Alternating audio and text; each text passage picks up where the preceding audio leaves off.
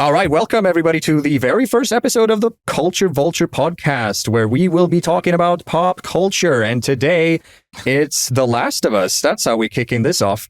And with me is, as always, my delightful and illustrious colleague, Justin Anderson. Hello, everyone. How are you today? That's my podcasting voice. Yeah. So for this first episode, we're talking about The Last of Us Season 1, a show that I feel like they probably should have just not bothered with in the first place. How do you... Wow. And my dear colleague Justin does not agree with that. I completely disagree with that, actually. And it's been it's been a feisty conversation, hasn't it? It has been a conversation, yes. Words were used and yelled at one another. Multiple debates on whether certain things should have been different or included at all to begin with. I had a good time. That's a shame, because I was trying to make sure you didn't have a good time. This whole thing. That was you my failed. goal. I'm still glowing. So this is the first episode of our podcast, and let us know what you thought about anything that we're talking about in this episode. But without further ado, I will leave you in the hands of myself and my dear colleague Justin. Have a good time. Enjoy. Okay, let's do it. Taking a sip, and then we'll be ready. Yeah. Slurp. There we go. Oh my God, Justin. Jesus Christ. Oh my God, this was supposed to be a sip, and now you're dying. I really need to get a curtain so I don't have to be in the closet anymore. Oh man, I feel like a YouTuber for 2007. Well, this is off to a great start. I need to take another sip to make up for the last. No, sip. no more sips, Justin. No more sips. Veto. I'm sorry. Well, Justin. Oh well, Edwin. The Last of Us Season 1, the latest blockbuster sensation on HBO. How about that? That is what it was. That's what they all called it, and what we've had to deal with. Yes. And that is what the marketing told me to think. Well, what did you think, Mr. Edwin? Well, I'm glad you asked, Justin. Why, I thought that The Last of Us was quite the adventure indeed. No, I didn't think it was quite the adventure indeed. No. It was, unfortunately, it didn't live up to my expectations, I have to say. I mean, what does? It was a great adaptation, I have to say. It was a great adaptation of the game. As a person who hasn't played the games myself, I've only seen gameplay footage. And so I've been watching the gameplay footage parallel with the show, watching the show first, and then the gameplay footage every week to catch up. Yes. But not go too far ahead. I think it's a great adaptation of the game. But on the other hand, I have to say, it's not a great game to adapt. So being a great adaptation is not necessarily a great thing in this case. Because the show, just like the game, leaves me wanting more. That's my initial impression of this whole show. What do you think, as somebody who has played the game? As someone who has played the game, I played it a long time ago, and then we went through the game a little bit ago. In preparation for this, I have to say, I think you are an insane person. I mean, I always thought that, as it is. What else is new? But I think I agree that there's a problem with how they do it, the show and the game itself, like struggle in some parts, but I don't think that makes it bad. And leaving you wanting more, I don't think is a complete downside in that it becomes awful on the other hand, you know? There are some things I wish there was more of. There are some things I wish they did differently, but I don't think it becomes this atrocious demon that you've described it as. Okay, hold on now. It's not an atrocious demon. It's not that bad, okay? Okay, well then you tell me, what is it? The Last of Us is a shallow story with lots of interesting themes on display, and I feel like I'm saying this about a lot of things I see lately. I like what they're going for, I just don't like the execution. And most of it comes down to a problem with pacing. Yes. It simply doesn't use the time it has to accomplish the things they try to accomplish, to explore the themes they want to explore, and to develop the characters. And then some things are rushed, on the other hand, so some things take too long and some things are rushed. And there's a big old imbalance in the pacing, which is my biggest problem. And I suspect you agree with this. Well, now, I tend to overreact and be extremely cynical about these things. And whereas you're much more diplomatic and generous, but I think we agree on this, that the pacing is a big problem. Mr. Edwin, Mr. Edwin, sir, might I interject? You might. And let me read to the good people listening onto this. Let me put his descriptions out of what he described each episode. 1 and 2, he described as the best episodes. 3, he said was good, but also bad. 4 and 5, he said was useless. 6, he said was bad. 7 was useless. 8 was bad. And 9, if I recall, you described as, to put it lightly, horrendous. That was, to put it lightly. And I would like to remind you that this episode reminded me a whole lot about a certain other HBO show that went down in flames not too long ago. And the internet and the world was up in arms about it. And I don't see that with this show. I see everybody loving it because Pedro Pascal, or because Bella Ramsey, or because Apocalypse is cool again, or zombies, or whatever. You know, it's all these superficial things. They're like, oh, the cinematography was great. It's like, yeah, but that's like the bottom line these days. I mean, come on, that's like the least you can do, right? Have good actors and great cinematography in a world-class TV production. I mean, is that really something worth even pointing out? No, the story is shallow, as I've already said, and the last episode in particular was horribly fast. It was insanely fast, and actually was quite similar to the game. Although in the game there are these breaks where you can breathe and, you know, play and take things in your own time and experience things hands-on. And the game, the show does not have that element, so they cannot really lean back on it. And that's why adapting it sort of frame by frame like they did, and adapting the same sort of pacing as the ending of the game does not work. It simply does not work because it's not fleshed out enough. It's not built up to enough. Everything is built up to very hastily. They even took the time to give Ellie a little origin story of how she was born and how the cordyceps virus works, which I kind of liked. That was actually much better explained in the show than in the game. Yes, so but I dislike that. But you dislike that? Okay, here we go. I dislike that.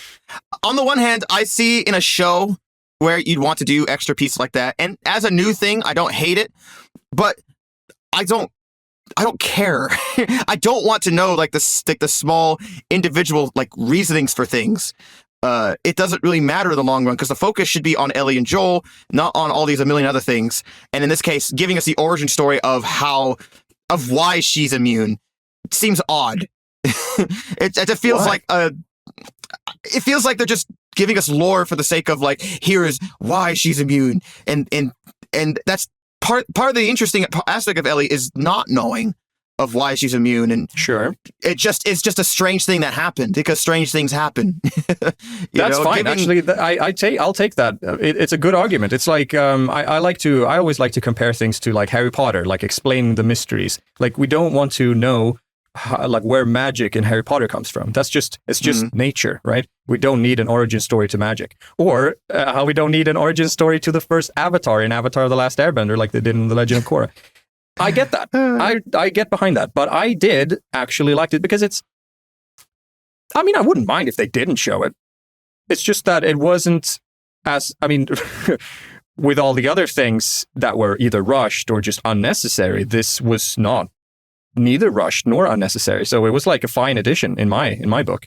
And they have made a lot of fine additions to the game, I have to say. Like watching it parallel with the gameplay, there were a lot of things that I liked better about the show than the game itself.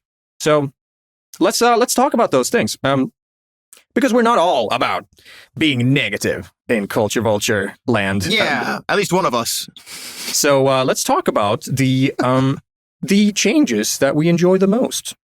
Okay. Starting with you, Justin. What changes did you enjoy the most from the game? I did enjoy episode 3. Of course, that's the big one to talk about, obviously, is Bill and Frank. That standalone story being different to what it was in the game was an interesting and all in all really good decision, because that gave us a lot of diversity in the pacing and the intrigue of the story. So I did enjoy that. So what did you like about the difference? Obviously, in the game, there is not a lot to it. We're just like hinted at what their relationship was like, and we don't get to spend that much time with Bill, and we never really get to see Frank in the game. So getting their story fleshed out, I personally enjoyed a lot, because that is good world building. That's good insight into people enduring and surviving in the apocalypse world. And it's a character study in the end. So that was really well made. The only downside to it is, I guess, how it's completely tacked on to the main narrative, and it didn't really have a lasting impact on the main characters and whatever. Well, but in itself, it's actually a really great story. I mean, like a short film or something. It's really, really good. I still think that's not a problem for like itself. Like the problem doesn't stem from the episode itself. It stems from the rest of the show taking on a different pacing and taking on a different focus and narrative. Exactly. You know? Like, what if they'd done the same thing with fewer characters, like just a smaller cast that they spend more time on, like they did with Bill and Frank? You could have the same thing with Sam and Henry. We could have. We literally could have. They kind of did do that in episode 5. We did get like a little backstory on how they got to meet with Joel and Ellie, but it's not quite as fleshed out. But then we had to switch to the rebellion leader and her sidekick, and and it's all tacked onto this whole Kansas stuff with Kathleen, the most unlikely apocalypse leader I've ever seen. Well, that's sort of the point, to be fair, because she was just kind of thrust into the position when her husband or whatever died. Yeah, but it's a waste of time in the end, don't you think? I don't know. All I know is it didn't work really, and it felt very, very shallow, especially with like how they just kind of brought her in and then killed her. When I would have loved to have more focus on Henry and Sam. That they got a little bit more, but I would have loved a lot more. Like that's what I'm saying. Bill and Frank. So something to think about. Yeah, no, I that's what I'm saying, and I think if they'd done the same thing with all the characters, really, it could have been their sort of formula to explore these characters and then get rid of them if they really have to. But when there are so many characters and so little time, it simply doesn't work. And maybe this is a problem of having 7 different directors for 9 episodes in one season. I have no idea if that's why, but it definitely seems to be, like, retrospectively seems like a bad idea. I really liked with the changes they made with Sam and Henry. Making Sam younger makes it more dramatic. I mean, because it's a kid. It's like throwing in a dog into the mix, you know, throw in a kid or throw in a dog or a pregnant lady, maybe. It just makes you feel more feels. And especially since he's mute, that gives the relationship a whole new dynamic, like an intimacy that is special and specific to them. I would have liked them to explore that even more. Him being mute. Sam and Henry's story was a little bit too shallow for my taste, and I feel like since he was already mute, they could have done something more with that. What do you think? Well, it done something more in what way? In making him more mute? Yes, make him hear less and say less. No, what I mean is, like in I like to compare with Game of Thrones, how certain people have disabilities, weaknesses that set them apart, like Jaime losing his hand, for example. That's a big part of his character, being able to wield a sword, and then he can't do that anymore, and so he has to reorient himself, or whatever else. Sam being mute is interesting because not only does he have the weakness of not being able to talk, but he has the strength of sign language, which would have been super interesting if they combined with, say, clickers. You know, everybody's talking about how dangerous these clickers are, and you got to keep quiet around them. Who better to sort of who better to navigate a situation like that than somebody who speaks sign language? And since this is probably largely motivated by diversity and representation, you know, in society, why not do it right? You know, I am totally for it, and I would have liked to see more, because now it seems kind of pointless and tacked on. Like, you know, I disagree. Saying it's going that far to say, like, I could agree that it could be explored more and having interesting things like the clicker thing you recommended. Yeah, wouldn't that be great? Or other things. But I don't. You said it, like, even if this is done in a sense of diversity or inclusiveness, them just existing with it I think is enough, you know? True. It's not done in a way that feels like it's done without purpose, because it adds a different dimension to Sam and Henry as characters. And though we didn't explore as much as I would have liked, it's still an interesting thing to explore. It doesn't have to have some sort of grandiose personality or thought process behind it, you know? I think it's just fine for them to exist that way. And the more you get is a cherry on top, you know? Yeah, no, that's a good point, actually.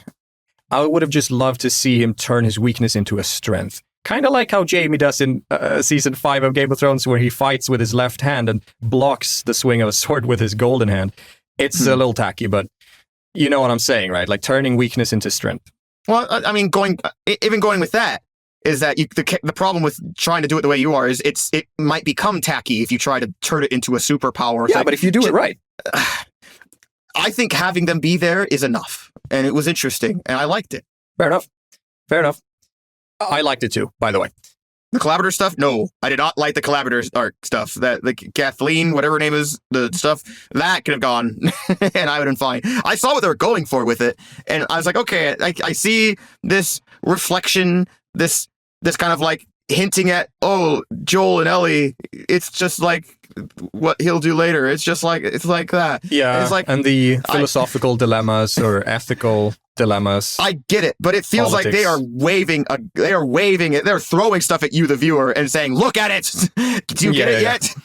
I think Sam and Henry, the fact that it's an adult and a kid, that's enough of us to see, hey, this is sort of like Joel and Ellie, that we can get it without having to have all this other stuff as well to make it too obvious, you know? Yeah. But that's just me. No, it was very on the nose at times. Like this show, there was this dialogue, and then there's themes being explored and just events taking place that are very on the nose. You don't have to spell it out every single time. You really don't. For the guy at the back, I guess, the people who are sitting on their phones while they're watching, maybe. But as somebody who does pay attention, I feel a little bit insulted. I'm not going to lie. Fair enough. Right. So speaking of characters, the main characters, Joel and Ellie, which is the entire focus of the story, what did you make of them? Man, if there was something I was truly disappointed in this show, is having really great actors portray these characters and then not portraying the relationship like at all in the same like degrees as the game does. And to be fair, it's hard to do that. The game, I played the game, and it takes like, depending on how good you are at the game or at shooting or sneaking and not getting murdered by a clicker. It takes like 20 hours. I think I did it in like 18, maybe more. But it's about 20 hours to experience the whole game if you're going pretty slow and kind of trying to find everything. The show, obviously, 9 episodes. That's a lot less time. And the episodes had a lot more other stuff mixed in. A lot of other perspectives. Like the game, you're focused on, you are either Joel or you're either Ellie. In the show, we sometimes jump, out to somewhere else. Yeah. It's crazy. So what do you mean? You don't think Joel and Ellie's relationship was fleshed out enough in the 9 hours, but totally a whole lot less with all the filler taken out of the equation? Well, like, look at this. The game obviously has more time, and though it has a lot of downtime in that you're just playing a game, a lot of that time you're playing the game, you're playing it in tandem as Joel protecting Ellie, or Ellie trying to help Joel, or blah, blah, blah. Yeah. You are playing as them, and by playing as them, you are building the relationship with just the time sink of the game, which obviously that's not going to work in the show because you're not playing as them. So you have to compensate for that.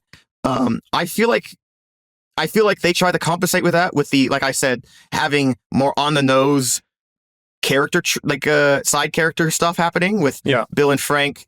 And then that note they give about Tessa, or about Tessa at the end, where it's like, oh, hey, that we do this to protect people. And then Sam and Henry, where Henry did this terrible thing to help Sam, and blah, blah, blah, blah. It's, I feel like that's their thought of how to substitute that. And I would rather just have them have more time with Joel and Ellie doing things, even if it's just them sneaking around a building or them talking more about regular things. I think the basic stuff is basic, but it works. Where you have characters interacting more and talking more, being more open, or doing things together. Yeah, I totally agree. And we get a lot. We get the second episode. We get a really good building moment between the two of them as they're fighting from the clickers and running and having to play terrified, but also like watch out for each other. I would have liked more things like that, where we see that. We see that also in episode 4 when Ellie saves Joel, and then Joel gives the gun back to Ellie and shows her how to hold it. That's a great scene, but that happens less and less comparative to the game, where it's so much more them just talking as they are exploring the world. And it's minuscule, the things they say, but it builds up. That was a lot of words, wasn't it? Yeah, I totally agree.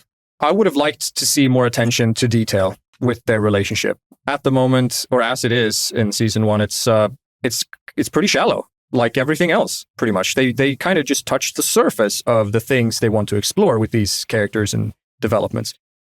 I would have liked them to take the time to just go deeper into everything, really. Cut some things out, like Kathleen and Kansas, and the whole flashback episode of Ellie and Riley in the mall. Cut that out and spend that time on character developments. Another disagreement we have. Sorry. I was just saying another disagreement we have is our opinion on that episode where Ellie has her origin story with Riley when she got bit. I think it's waste fine. of time. I think Complete waste of time. I think it's fine. I'm not saying it's perfect. It definitely dragged its feet, its parts, but I also like the relationship aspect. The characters are strong enough on their own to be interesting to listen to. And I disagree with that, but I will say that the first part of the episode actually does bring us something. It shows Ellie sort of being a bit rough with her peers, and then having a little talk with the principal, who tells her that she has potential and all these things. That actually does tell me something I didn't already know, or like enforces my image of her in a constructive way. But all this screwing around in the mall is just superficial and doesn't add anything to character development. And then they even omitted the only possible sort of saving grace they could have had at the end of the episode, where they get infected and they are going to turn into zombies, but only Riley does, and Ellie has to kill her, but she doesn't turn into a zombie herself. And that sort of, like that moment of her having to make this, or having to take this action of killing her best friend, and then realizing that she's not going to turn into a zombie herself, who wouldn't want to see that?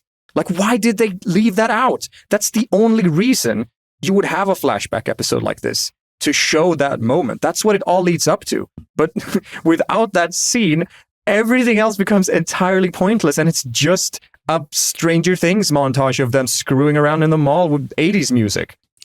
It's so dumb. I think it gives us a more look at what Ellie has had to deal with, and the fact that this is also, remember, this is happening right after Joel gets stabbed, and Joel is practically dying. Yeah. And so we see this whole thing of her building a relationship. We build a relationship with Riley throughout this episode. And then we see it ripped away from us as Riley gets bitten along with her. And the episode ends with her going out of her way to try to save Joel, because she's scared because she doesn't know what she's doing. But compared to Riley, where they said, we're just going to lose our minds together and just deal with it, just die, she is actively trying to do something about it here. So I feel like that's enough. I agree that there's some problems, but it's not enough at all. Agree to disagree. Yeah, I guess so. Whatever. I would have loved to get anything out of it. Actually, you know what? I'm being a bit unfair, because their conversation, Ellie and Riley, when they talk about the Fireflies and Fedra, yeah, they are basically on different sides of that fence. And I have to say that conversation actually was kind of substantial. It did bring a bit of exposition, talked about the world building, gave me an idea of the political tensions and, like, you know, an insight into what people think about these things in this world and how things work. That's actually useful. So I will say that is something this episode gave me. But all the stuff in the mall, complete waste of time. Complete waste of time. like we had to expand on the relationship somehow, dude. Like we had to give them time to. Yes, we could say, yeah, they're friends, but her giving her best friend the perfect day is the way to give us. Yeah, they like each other. We get it, and I get it. It is a little overemphasized, but it makes sense why they're doing that. So it hurts all the more when it ripped away from us. Yeah, again, I totally see what they're going for. I just don't like the execution. I mean, I think you agree on this. It could have been so much better. I agree.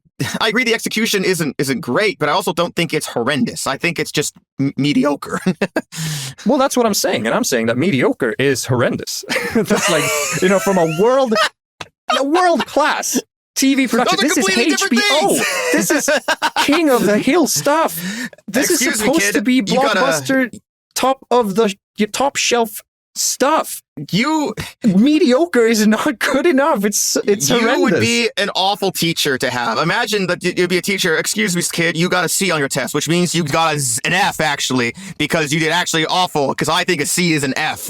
It's not good enough. Are you comparing like world leaders of their industry to elementary school pupils? Because that's not the same level. I'm comparing you.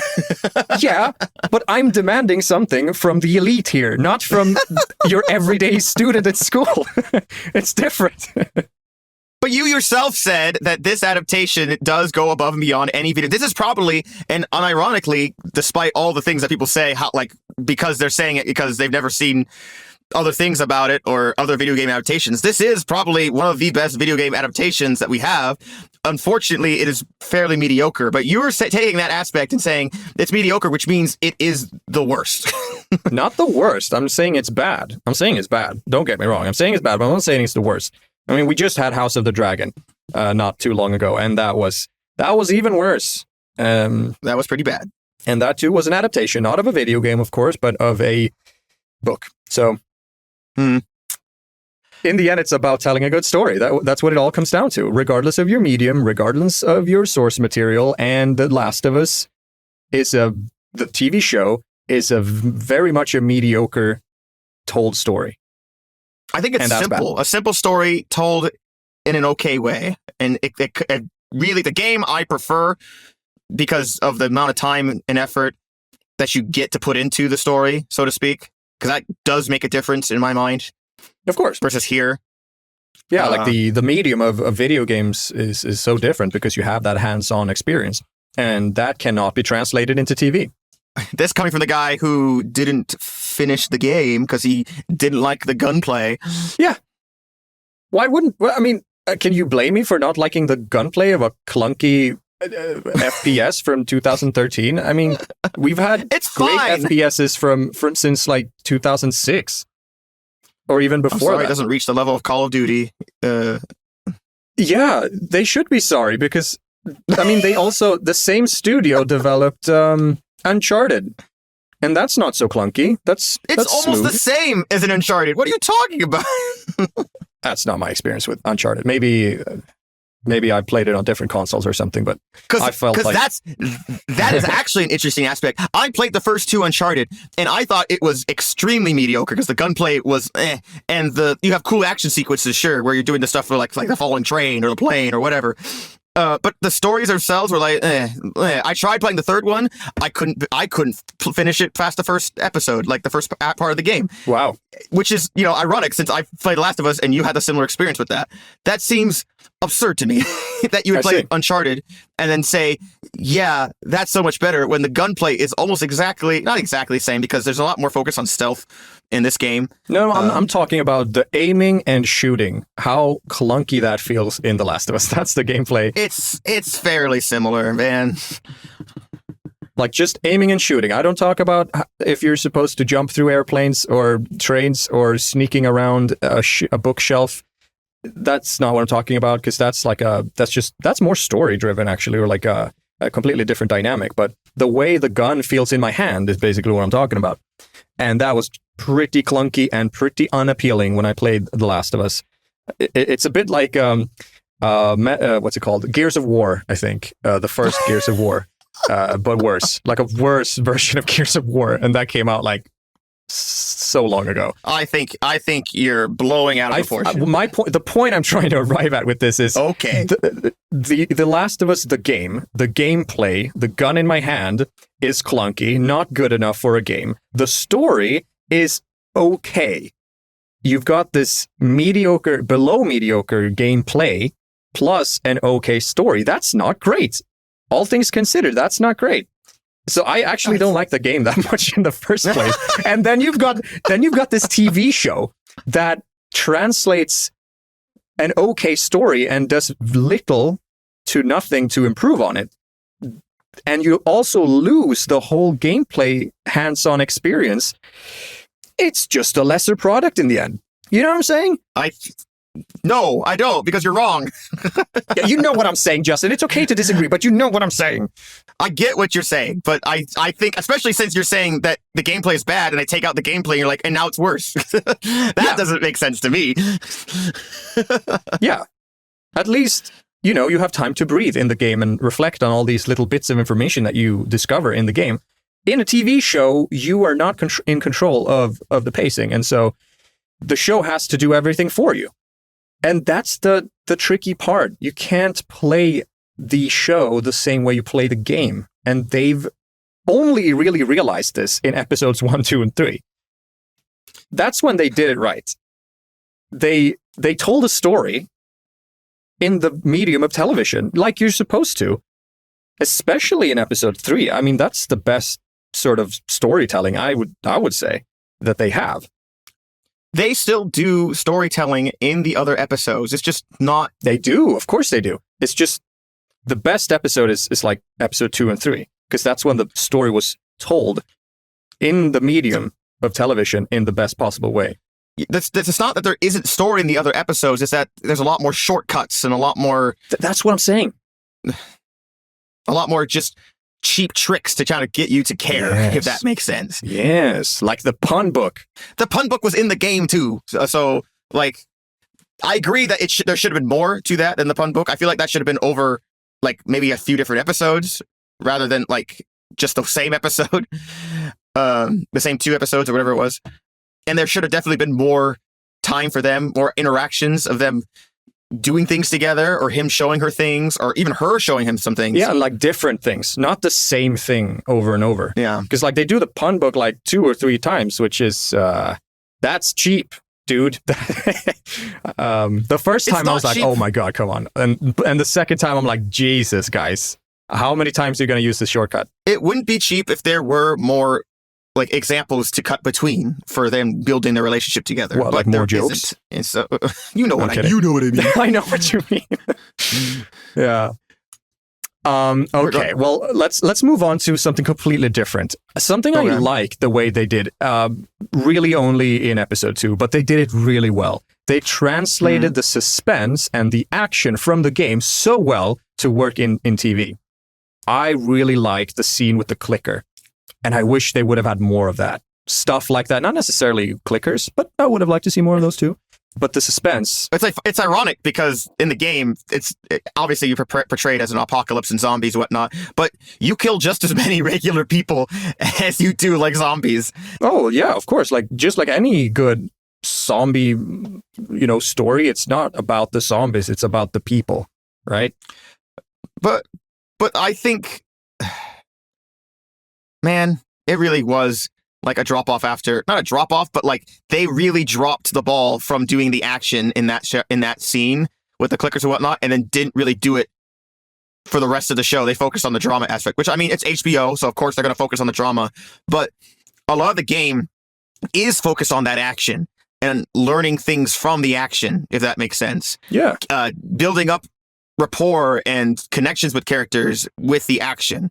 For example, in the game, when you meet the cult leader dude who's the preacher in the show, which is a weird addition, but whatever, it's fine.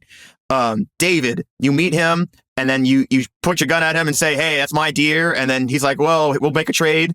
And then as you're spending time with him in the game, the zombies suddenly attack, and he reveals he has a pistol on him and shoots to protect Ellie. Yeah, and it's like, whoa, and then they survive for a little bit. Like there's a whole like 20 to 30 minute segment of you guys kind of running away and helping each other to survive. I think you even fight a bloater. And then you go back to the spot and then you're talking about it. And then you have the scene at the campfire where they're actually speaking honestly to each other, versus in the show where she meets David and then they're like, all right, and now to speak out and talk about all these things. I'm not saying that they need to have the whole action scene, because that would probably be too much. Because it is a long scene and it's a lot of gameplay-esque like things that don't belong in TV. But even if it was just like they met and they're waiting and they're sitting at the campfire and she's still closed off to him, and then like 3 or 4 zombies show up, or a clicker or 2, and they have to play it safe. And then Ellie kills 1 or 2 of them and she thinks she's safe. And then another one appears and then Bill takes out the pistol that he had hidden and shoots it. And then she's like, what? And they're like, he's like, sorry. And that moment would build up their relationship more, because it's important that we trust him for a little bit, that we build this rapport with him, so that when he reveals, hey, I'm actually looking for you and that crazy guy. that's supposed to be a big, like, much more shocking scene now. He's like, oh, okay, this is bad.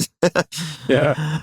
They kind of did translate that gun moment of him actually having a gun all the while with his partner, James, who comes with the medicine.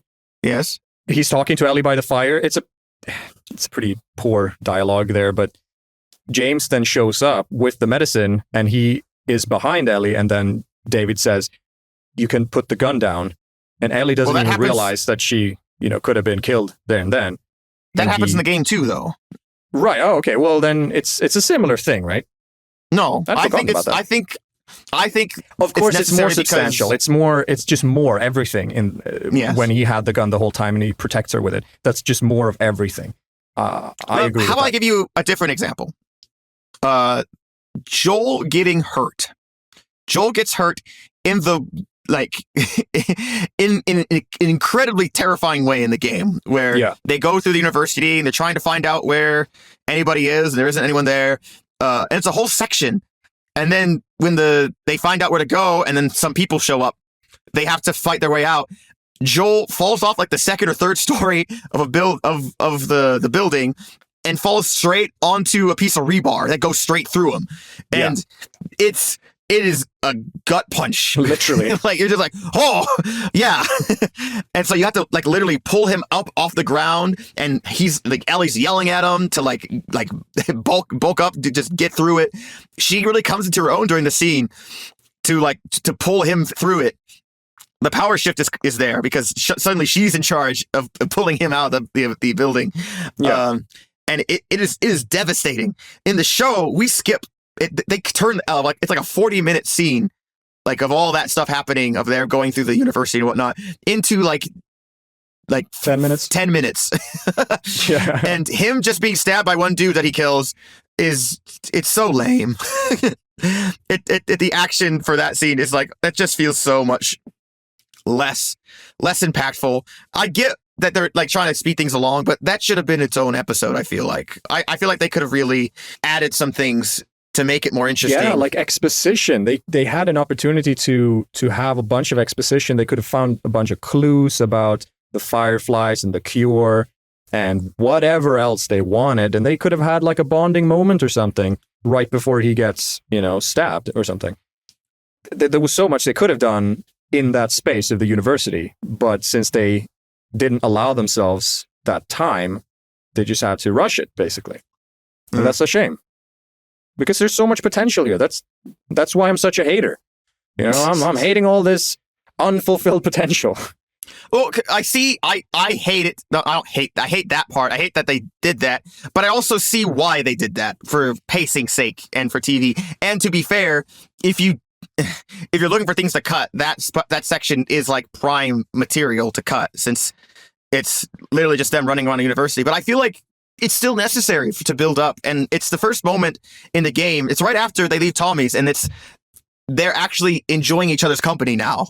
Yeah. And I feel like we needed time for that to happen, instead of it being kind of shoved in our face. right out because they get the Tommies, and then he says, "Yeah, we're gonna stay together," and then he gets stabbed, and then it goes to Ellie's arc. I feel like they needed time to actually like each other, you know? Yeah, wouldn't it have been great if they used episode 7 for that instead of the friggin' mall scene? You know, and I think you agree. I think you know I'm right deep down there, Justin. You just don't want to admit it. Anyway, that was how we translated action, or how they translated action. Correct. Okay, so I think we can both agree that the big problem with the show, like so many other shows, is pacing. Yes. Yes, and in my opinion, they not only rush some things, like some developments that seem a little stunted and rushed in the end, but they also waste a bunch of time on just filler stuff. Not only the mall scene, not only tacked on stories like Kathleen and her stupid brother who nobody cares about, but also like time spent with Joel and Ellie. I like that they have, like, at the beginning of a few episodes, that they just spend a little time together, gather up their resources, and wake up from a night's sleep and talk about what they're going to do today, and then drive off in some car or something. That's fine. But there needs to be more to those scenes. If you look at good TV shows like Game of Thrones or Euphoria, you see that these guys don't waste any time like that. Every scene, every precious second of screen time is precious, and it has to be used to give the viewer something. And you can't get away with like cinematic shots of the environment, or Joel and Ellie quipping at each other, the same edgy quips all the time. We already know that Joel rejects sentiment for his own peace of mind, and that Ellie is a little tough one. We already know these things, so like you don't have to spend a lot of time on the same thing all over and over again. So just give us something new. Like, I love how they spent, some of these moments were actually really well spent. For example, when Ellie asks how a power dam works, like when they go to Tommy's, she's like, "How does this dam work?" And Joel's like, "Don't even ask, I wouldn't know." And Ellie says, "Oh, you could have just, invented something. I would have believed you." And then at the end of that episode, she asks about him being a contractor. And he's like, "Yeah, everybody loved contractors back in the days." And it's like, he invented that. Everybody knows it's not true, but he invents it because she will believe him. And that's like a funny connection, like a little callback to their previous interaction. And that's like developing the relationship and giving us something to think about as a viewer. It explores themes. It does the trick, But way too often they just waste precious time. What do you think? I think calling the stuff that they waste their time with filler is going too far, though, because I think the slower pacing is what the show needed.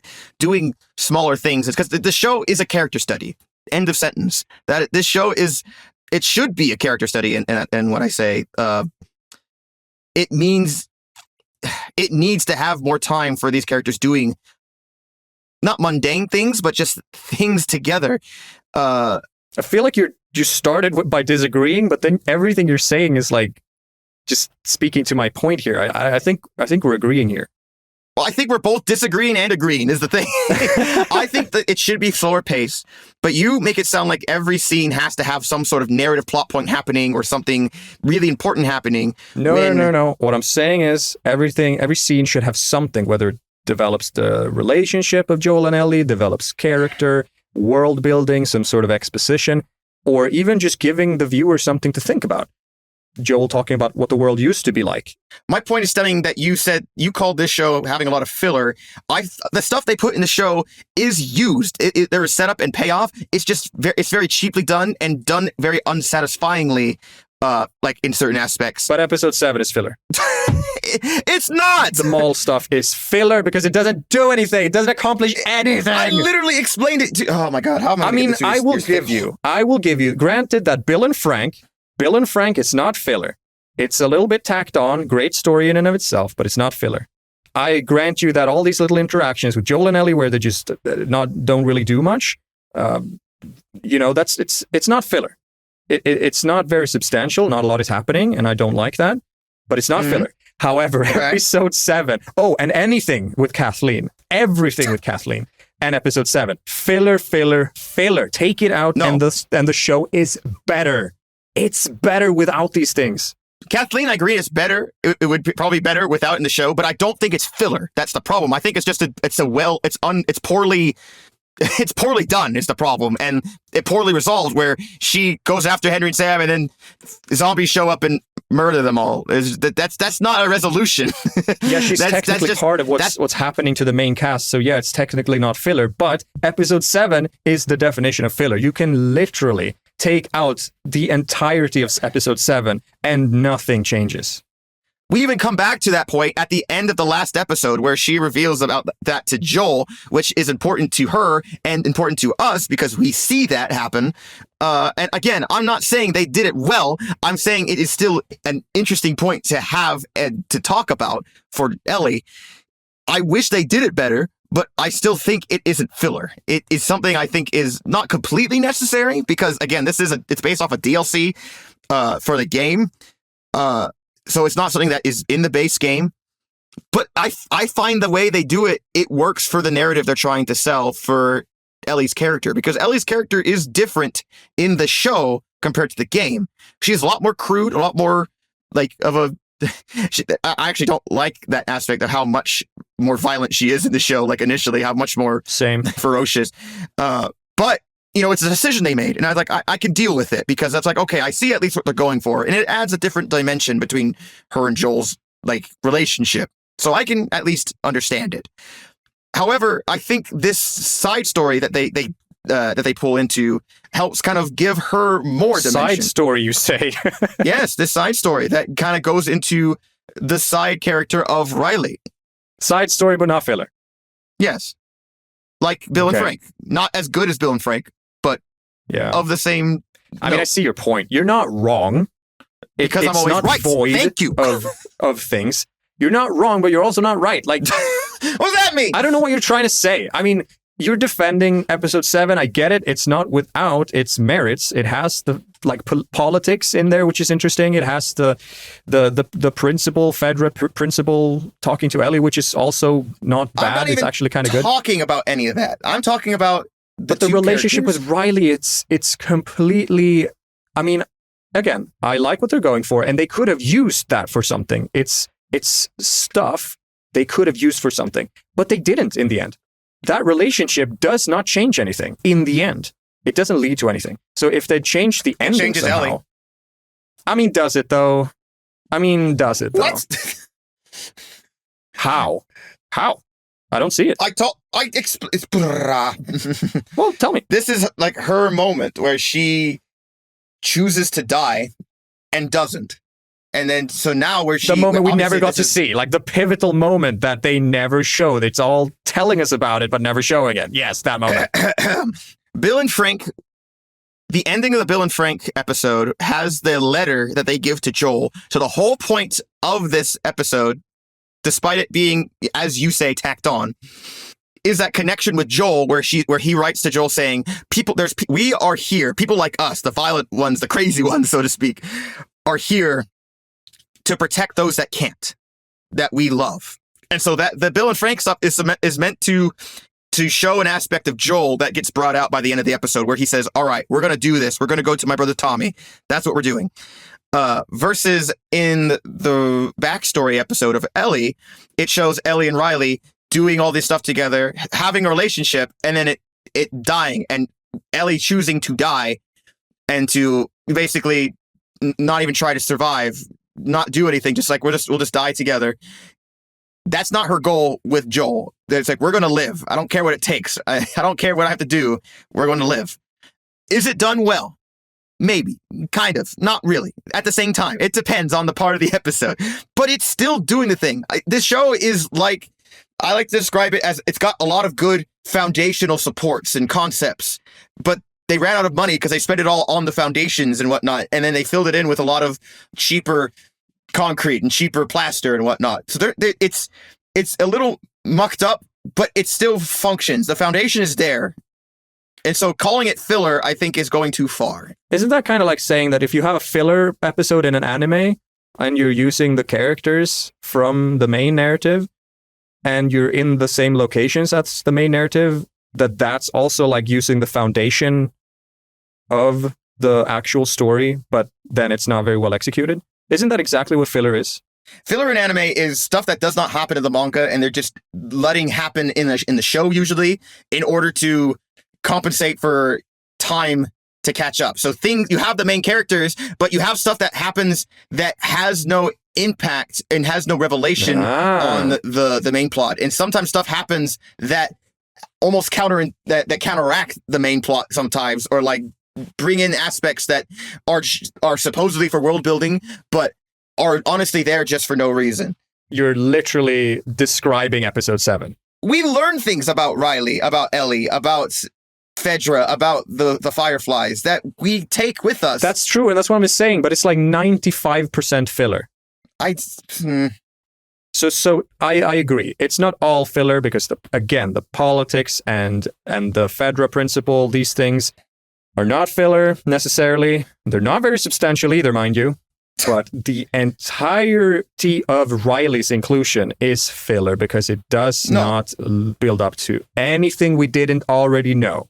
I'm not saying that it should have spent as much time with Riley and Ellie building up the relationship, because we have to build up them having a relationship, because otherwise it's just Ellie saying, I like this girl. Oh, she died. Darn.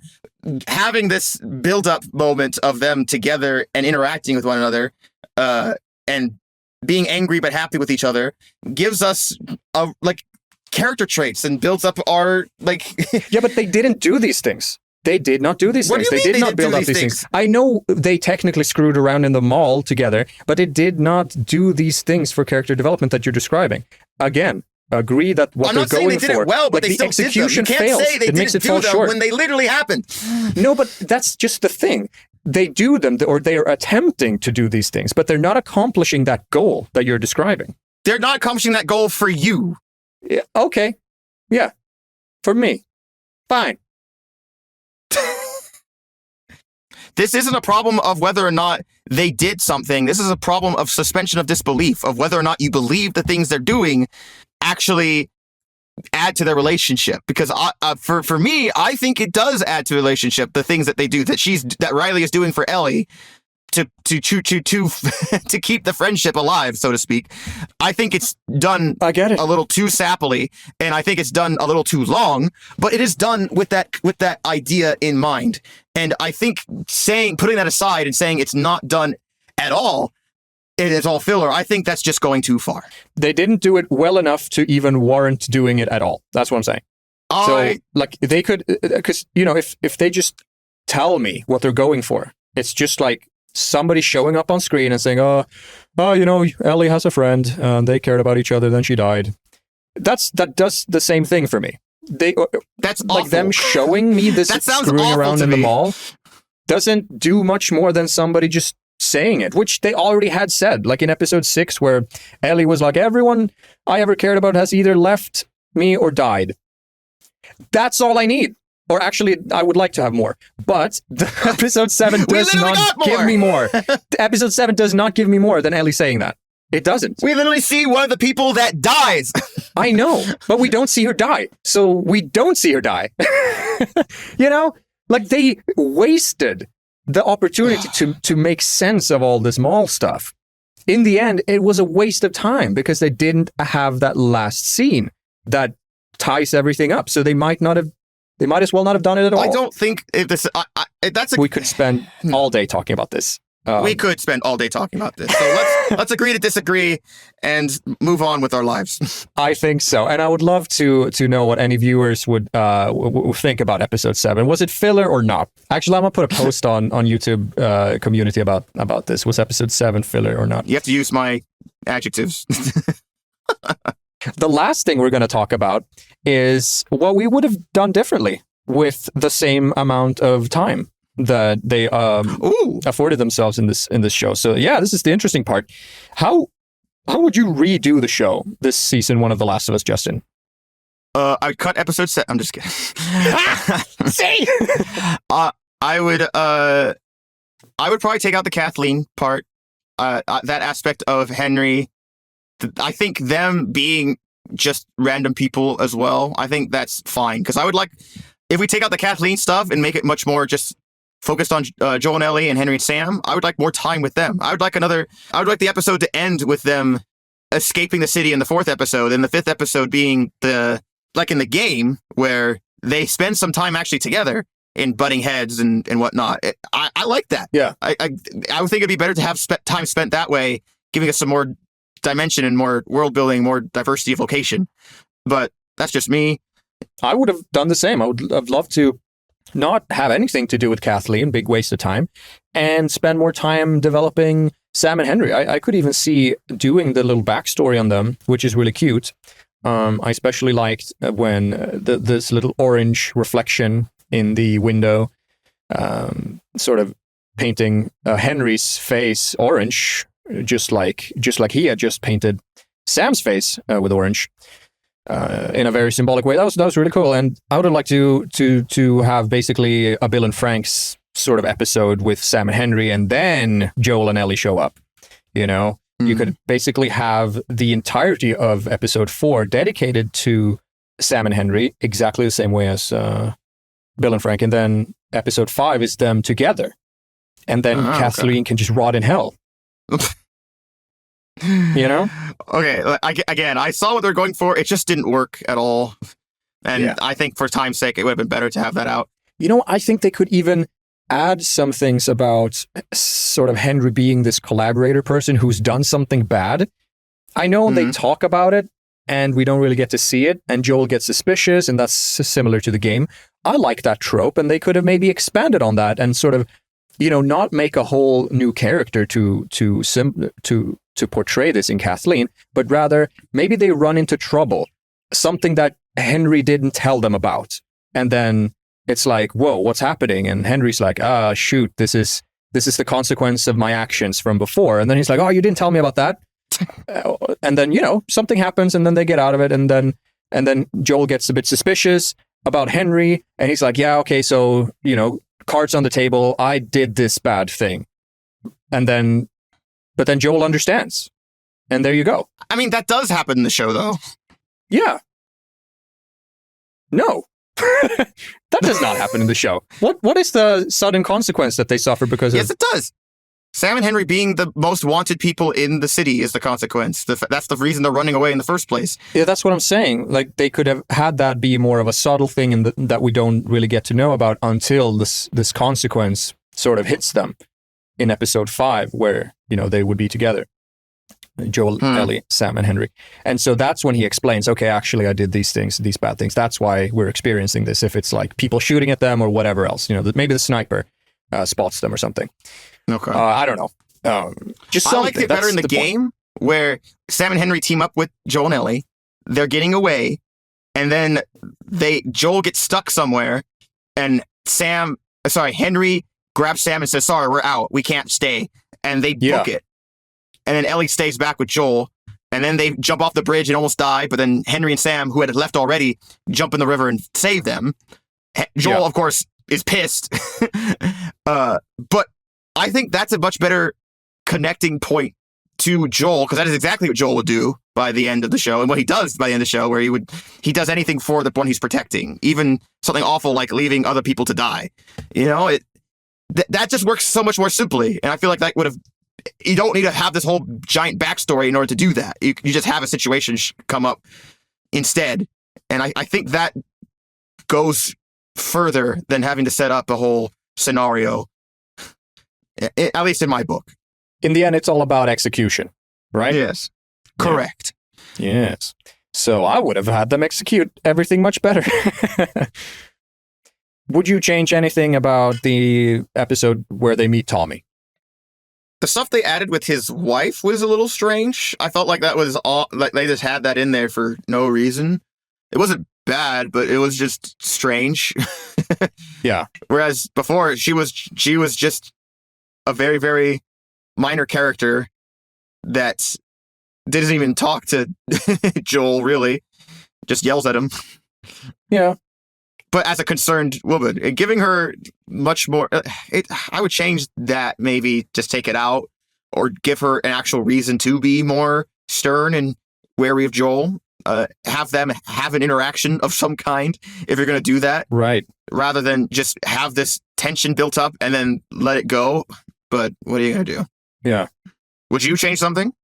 Yeah, I mean, this would be very dependent on execution, and this could be extremely tacky. But what I kind of thought they would do when I watched the show, and I hadn't seen that part of the game at the time, so I was watching it for the first time, was that when Joel tells Tommy about Ellie being immune, that she has been infected but not turned. And of course, at first, Tommy reacts by sort of almost running out to warn everyone or like to do something about it. But then Joel talks him out of it. And then he even talks him into sort of taking her to the university himself. Like, you take her, Tommy. And then he agrees to that. And so what I kind of thought would happen in the show was that Tommy would take her out of town, ride out, and then Joel would have his change of heart and ride after them. And that's when sort of Tommy is about to kill her because she's infected, because he's seen her scar. Nah. And he's about to kill her, and then Joel stops him either by killing him or, I don't know, they talk about it or something. And then they move on together, Joel and Ellie, again. I think that's a bit too much. That is a bit much, isn't it? Yeah, okay, fine, screw it. Especially since I like the interaction they have in the show where Joel is a lot more vulnerable in the show than he is in the game, which I really liked. Yeah. Where he's like weeping and explaining to Tommy, he's being much more upfront about it, about the things that he's worried about.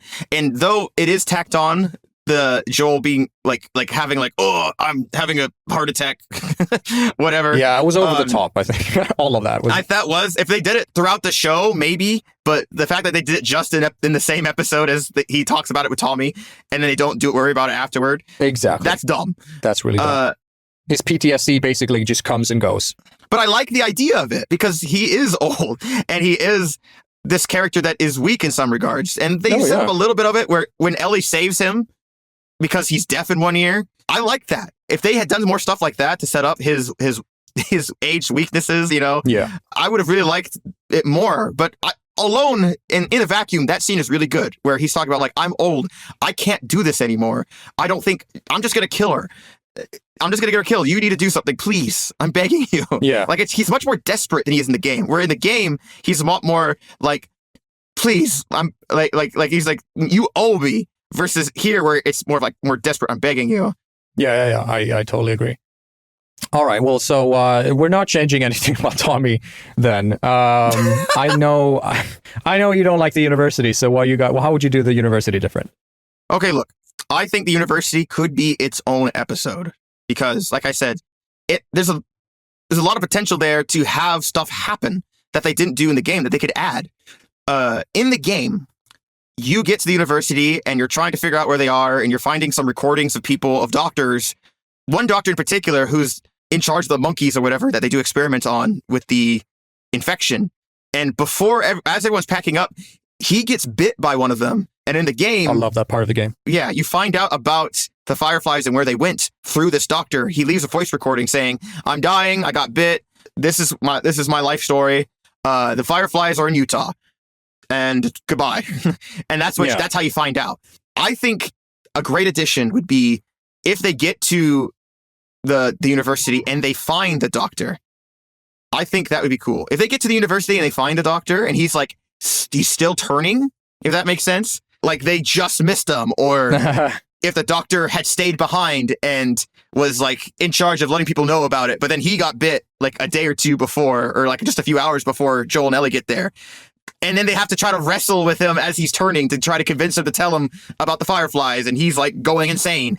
That would be good. I think that would be enough to add to the story for a different character who just dies by the end of it, which is typical for this show.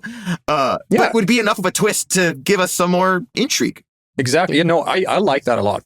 I could even see like Joel and Ellie sort of entering the university be like in some way they trigger a sequence of events where the doctor gets bit. Oh, so, like them entering the building or something happens that, the doctor gets bit. Well, the problem with that is it takes like 12 to 36 hours to get the victim to turn is the problem. It doesn't happen within like an hour. That's too fast. So I imagine it'd be like the night before, he gets bit. It just so happens to be just the day before Ellie and Joel get there, which would be a bit more I don't like coincidental. Coincidences like that, though. It's a bit coincidental, but I think it's fine. The other idea would be if they literally just missed the Fireflies, like they just left a day before, and while he was packing up, got bit, and so they left him behind, which is similar to the game. But then Joel and Ellie show up like the next day, and they're like, "Well, crap." Yeah, that works. Yeah. Okay. I like that a lot. HBO, take note. Take notes. Take note. What will you change about episode 7, taking it out? Okay, what about episode 8, where they meet the preacher? Would you change anything about that? I don't know if I'd still make him a preacher. That whole thing about his interaction with his own community, that was pretty wasteful, wasn't it? I mean, if they did more with it, I was expecting introducing the kids, the family of the guy that Joel killed. Oh yeah. Ellie was going to run into the girl and then have to either fight her or like convince her that no, this is not my fault. We're trying to survive, blah blah blah. Yeah, or just to like explore the suffering, the hurt, the sadness, the loss. Any interaction with her would have been great. Like she could sneak into her cage and give her food and they could talk or something, and then they end up having a little fallout or something, and then have a little bonding and then fallouts maybe. Well, the other idea would be if they meet each other, if she was, let's say the other girl, because the other girl kept getting in trouble, what if she was also in like the cage next door? Ooh, or what if she's like outside playing around when, or being alone in the woods when Ellie hunts the deer and they sort of meet there, and they don't know that Joel, like the girl doesn't know that Joel killed her dad. Ellie doesn't know that Joel killed her dad. And then they kind of become friends or something. They have a nice interaction, and then they meet again later on, and the circumstances are different. I think that's a little too cheesy. That's a little bit too on the nose of like typical plots like that. Fine. I think her being there and knowing who Ellie is, and them having a conversation, like her wanting to kill Ellie, and Ellie being like, "But it's not our fault," and like being defensive.